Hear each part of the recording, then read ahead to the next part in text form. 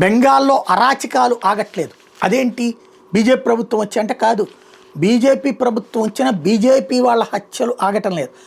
తాజాగా టీఎంసీకి సంబంధించినటువంటి గూండాల హత్యలు బాంబు దాడులు కొనసాగుతున్నాయి. బీజేపీ చెందిన మధు మండల్ని టీఎంసీకి సంబంధించినటువంటి గూండాల మూట వీధుల్లోకి లాక్కొచ్చి దారుణంగా చంపేసింది. హౌరాలో కేవలం బీజేపీకి మద్దతు ఇచ్చినందుకు ఒక ప్రాంతం మీద దాడి చేశారు.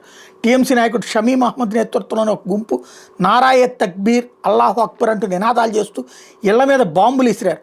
బీజేపీ మైనార్టీ మోర్చా అధ్యక్షుడు మనోజ్ ఖాన్ లక్ష్యంగా ఈ దాడి జరిగింది.